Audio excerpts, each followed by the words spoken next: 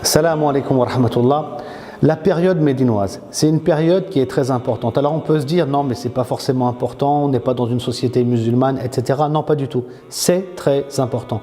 Le prophète Mohammed sallallahu alayhi wa sallam, quand il arrive à Médine, il construit une société. Nous, on a besoin aujourd'hui de construire une communauté. Comment il a fait le prophète sallallahu alayhi wa sallam? C'est une source d'inspiration. Le prophète sallallahu alayhi wa sallam, il arrive dans cette cité qui est agricole, qui est différente de la Mecque.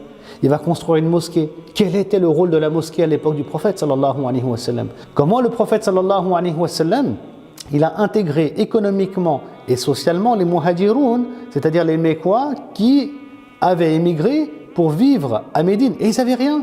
Donc il fallait les intégrer économiquement, socialement, leur donner un travail, leur donner un logement.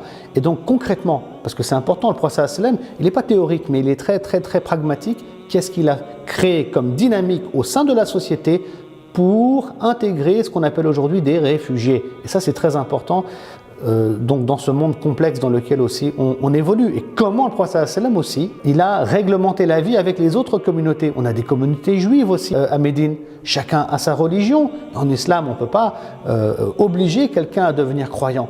Hein. Mais avec les différences religieuses, le prophète sallallahu alayhi wa sallam, il a aussi mis en place un pacte citoyen.